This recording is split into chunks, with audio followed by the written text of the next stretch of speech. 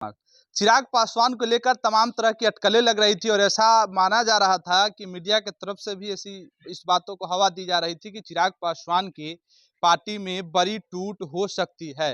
हालांकि इन सब पर चिराग पासवान ने विराम लगा दिया है। आपको बताते चले कि चिराग पासवान को लेकर के ऐसा माना जा रहा था कि चिराग पासवान एनडीए से अलग भी हो सकते हैं, क्योंकि 2025 का बिहार विधानसभा चुनाव है और चिराग पासवान अपने बिहार फर्स्ट और बिहारी फर्स्ट के विजन को लेकर के एक बार फिर मजबूती से उतर सकते हैं। हालांकि इन तमाम मुद्दों पर विराम तब लग गया जब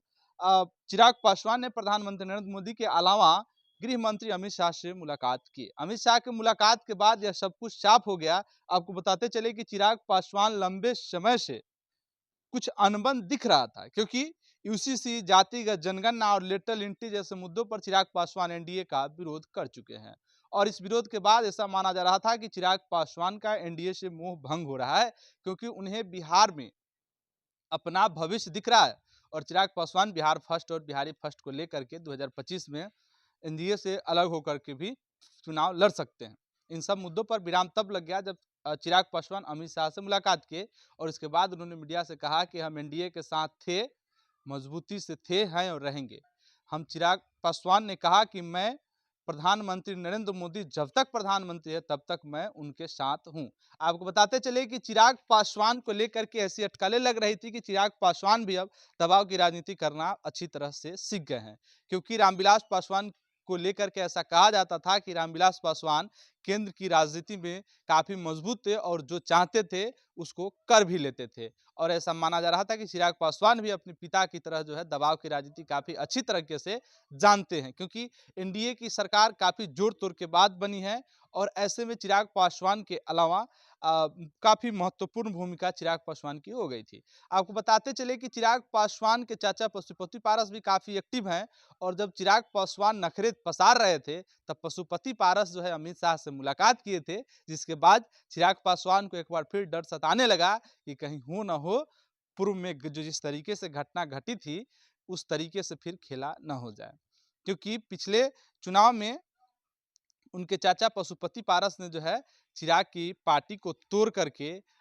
एनडीए ने यह दिखा दिया था कि हम जो चाहेंगे वही होगा। लेकिन जब एक बार फिर से भाजपा ने पशुपति पारस को तवज्जो देना शुरू किया तब चिराग पासवान फिर से अपनी औकात में आ गए और दौड़े दौड़े पहुंच गए अमित शाह के पास और वहां पहुंचने के बाद फिर से अपने पक्ष को मजबूती से रखा और मीडिया से बात करते हुए कहा कि हमारे चाचा पशुपति पारस अपना जनादेश खो चुके हैं।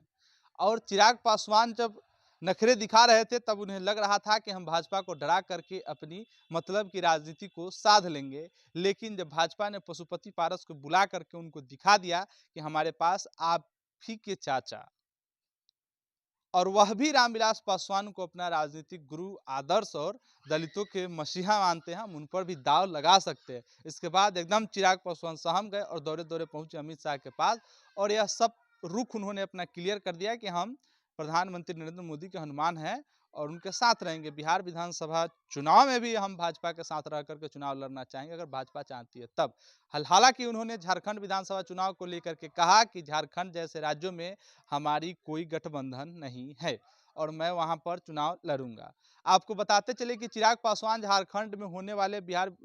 विधानसभा चुनाव की तैयारियों में पूरी तरीके से जुट गए हैं। इसको लेकर के उन्होंने रांची में अपने राष्ट्रीय कार्यकारिणी की बैठक भी किया, जिसके बाद से ऐसा कयास लग रहा है कि चिराग पासवान अकेले अपने दम पर झारखंड में विधानसभा का चुनाव लड़ेंगे। हालांकि देखना यह दिलचस्प होगा कि चिराग पासवान क्या कुछ करते हैं, क्योंकि 2025 के विधानसभा चुनाव में चिराग पासवान की काफी महत्वपूर्ण भूमिका होने वाली है और चिराग पासवान पूर्व में भी 2020 में विधानसभा का चुनाव लड़ करके यह दिखला चुके हैं कि हम क्या हैं,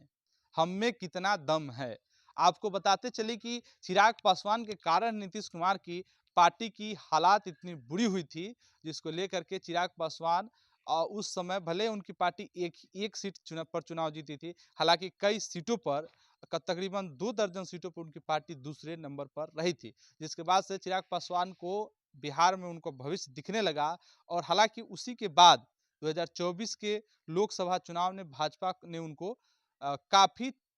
तवज्जो दी और उनको 5 सीट मिला और पाँचों में पाँचों जीत करके 100% स्ट्राइक रेट वाली पार्टी चिराग पासवान की पार्टी बन गई। जिसके बाद चिराग पासवान को अब लगने लगा है कि हम जो चाहेंगे वही होगा। लेकिन भाजपा ने इस पर उनको उनका औकात दिखा दिया है। तो धन्यवाद। बिहार और बिहार से जुड़ी तमाम खबरों के लिए देखते रहिए रिपब्लिक बिहार। मिलते हैं अगले वीडियो में आपके साथ।